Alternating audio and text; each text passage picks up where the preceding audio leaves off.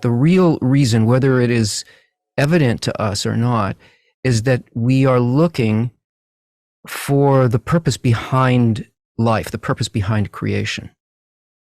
And in fact, that is what Kabbalah deals with. It deals with meaning, life's meaning, its structure, and how what we call creation works. What are the laws of this situation, reality that we find ourselves in?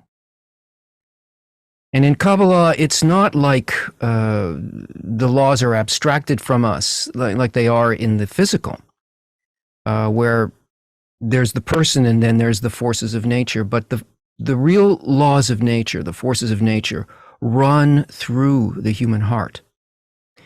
And in order to be able to find and feel and live the purpose behind creation, the meaning and direction of our lives,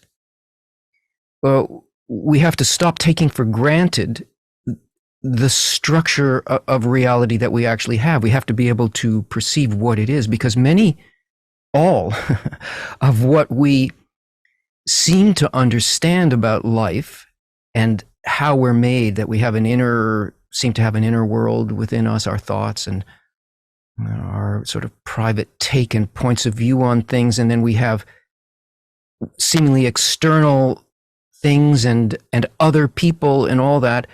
We have to understand why it appears that way and the purpose of that appearance, how to use it, because none of it,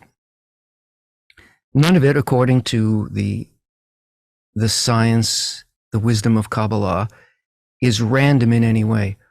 All of that